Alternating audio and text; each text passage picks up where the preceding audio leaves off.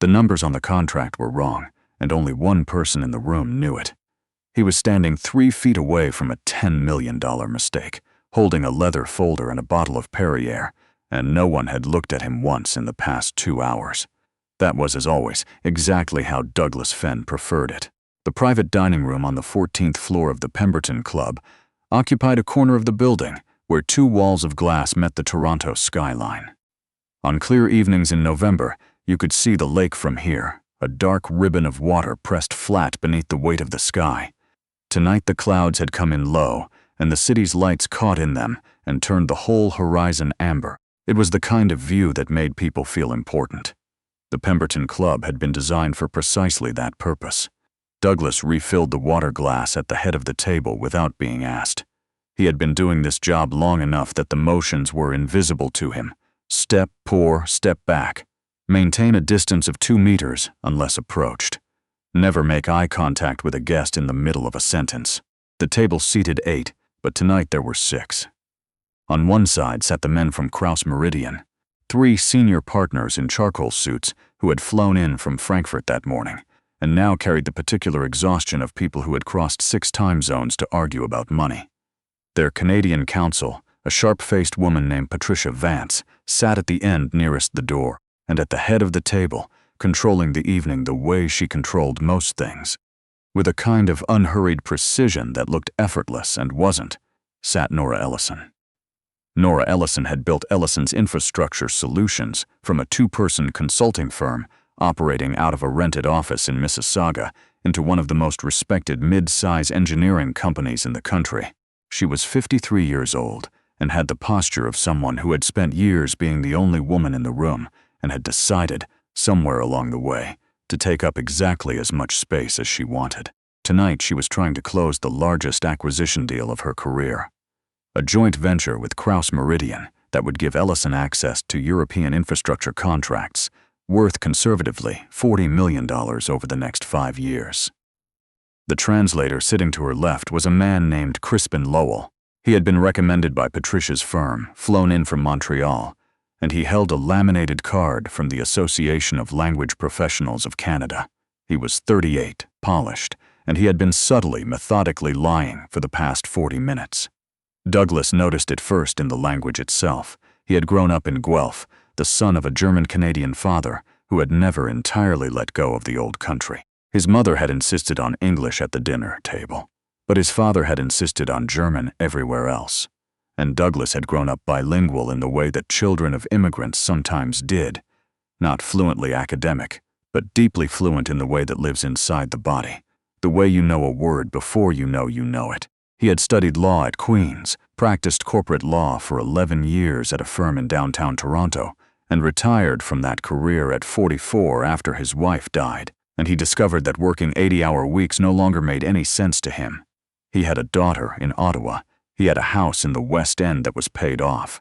He had taken this job at the Pemberton Club because the hours were manageable, and the work required nothing from him but precision and discretion.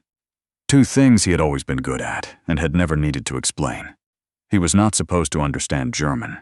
It was not on his employment file. The lead Kraus Meridian partner, a heavy-set man with wire-rimmed glasses named Albrecht Joost, was speaking at some length about the liability provisions in Schedule C. Douglas understood approximately 80% of what he said. What Joost was saying, clearly and with some firmness, was that the indemnification clause as currently written was unacceptable and would need to be reworded before the partners in Frankfurt would authorize a signature.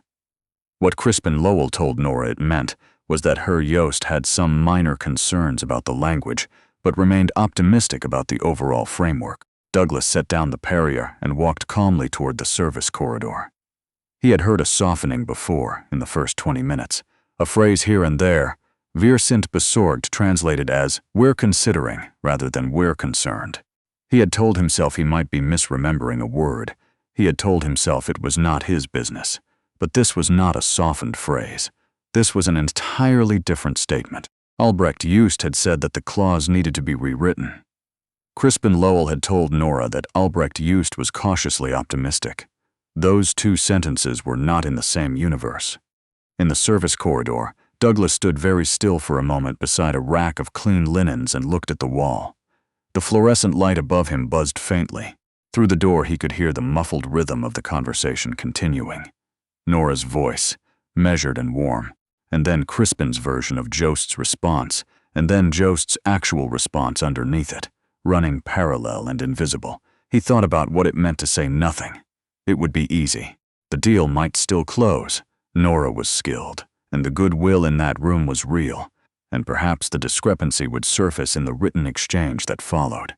Or perhaps it wouldn't, and she would sign a joint venture agreement built on a foundation that Kraus Meridian believed contained provisions she had no idea they'd rejected.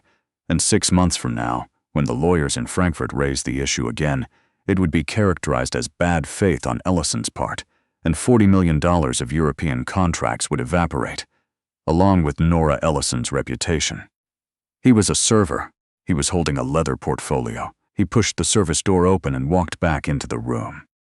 He did not interrupt the conversation. He waited. He refilled a glass. He waited again.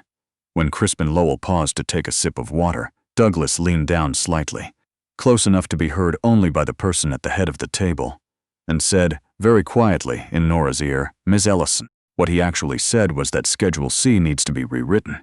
The indemnification clause, that's a condition, not a preference. I thought you should know. He straightened up. He took 2 steps back. He stood at his position near the wall. Nora did not react, not visibly. Her expression didn't shift. She nodded slightly at something Crispin was saying, and then she picked up her pen and made a small notation on the page in front of her, and then she said, in a tone of perfect conversational neutrality, "Herr Jost, would you mind if we spoke directly for a few minutes without the translation? My German is not fluent, but I want to make sure I'm following your concerns about the liability structure correctly." There was a silence. Albrecht Jost looked at her with an expression that was, Douglas thought, a mixture of surprise and what might have been the beginning of respect.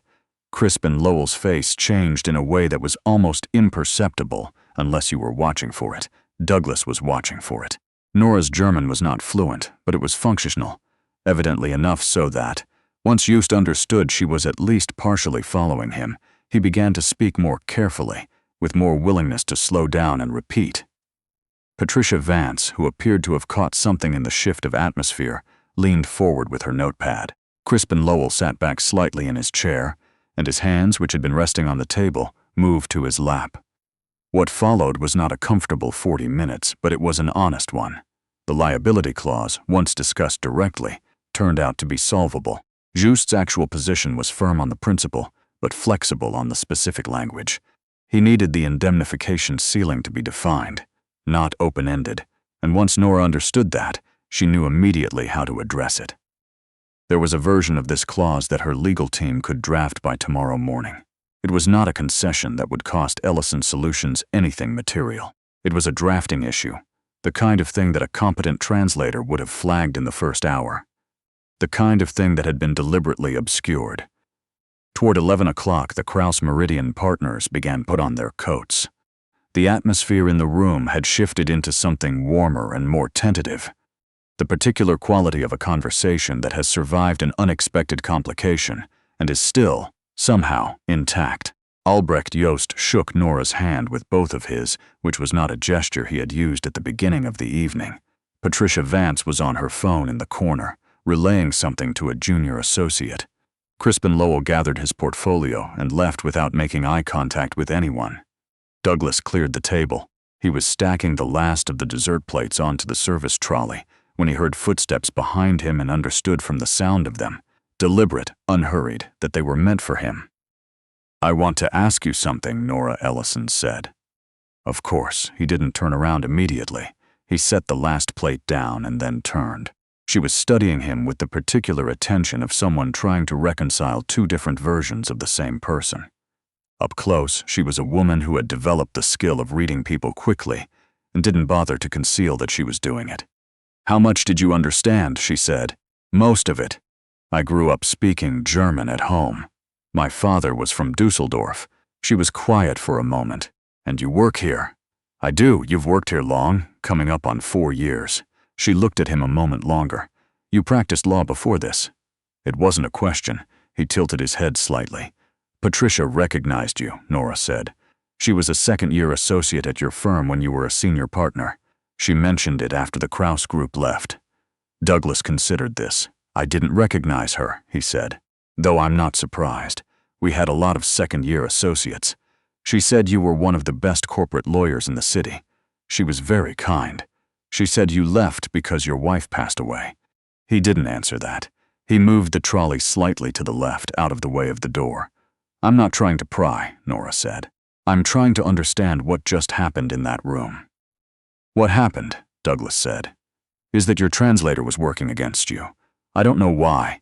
I don't know if he was paid by someone to slow the deal down, or if he had his own reasons, or if he was simply incompetent in a way that happened to benefit the other side.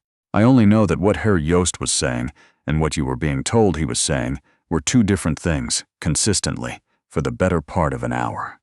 Nora was quiet. You saved my company a significant amount of trouble, she said after a moment. I told you something you needed to know.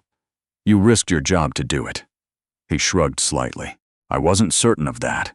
Most people would have assumed they were. He had no answer for that he wanted to give her, so he didn't give one. He had learned, over the years, that silence was rarely the wrong choice. Nora reached into the inside pocket of her jacket and produced a card. She set it on the edge of the trolley. I'm going to need someone to sit in on the contract revision meetings next week, she said. Someone who can follow the conversation without being noticed. Someone who understands both the language and the legal architecture of what we're negotiating. She paused. I'm not sure you want the job. I don't know what this job pays you, and I don't know what your life looks like, but I'd like to have the option to ask. Douglas looked at the card.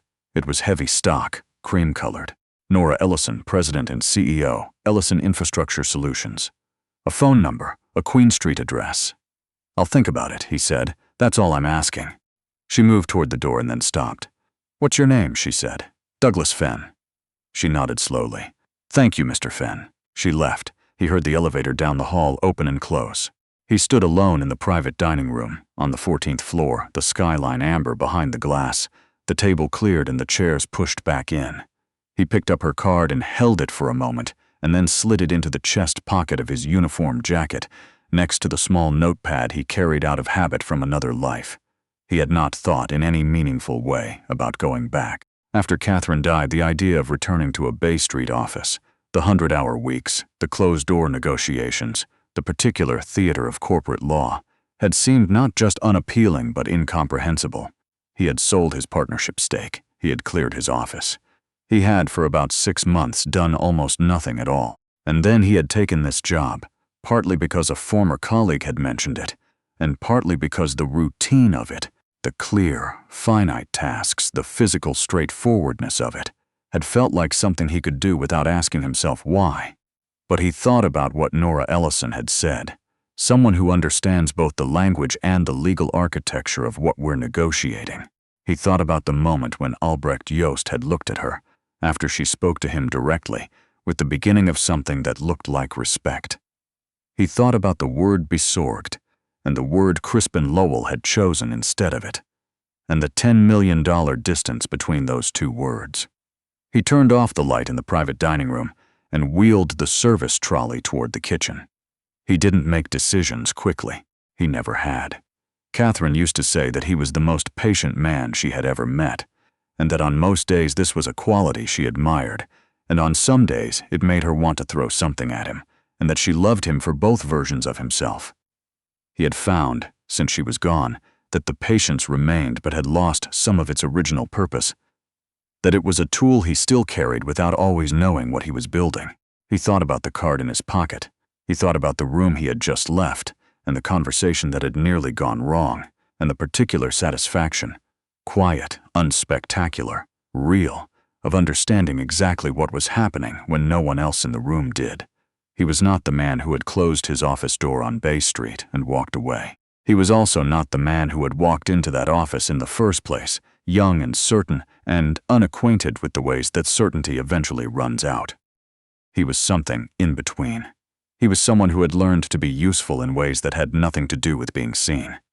He did the rest of his closing duties carefully, the way he always did, checking each room, extinguishing the candles that the Busers had missed, aligning the chairs. He turned in his portfolio at the service desk and collected his coat from the staff room and took the staff elevator down to the lobby. Outside, the November air was sharp and carried the smell of the lake, iron and cold and immense, the way Toronto always smelled on late autumn nights when the wind shifted east. He walked to the parking structure on Mercer, got into his 2009 Civic, and sat for a moment with the engine idling. He reached into his chest pocket and looked at the card again. Then he put it in the cup holder, where he would see it in the morning, and drove home through the quiet streets of a city that had always, in its particular Canadian way, preferred to keep its most significant things unremarked upon.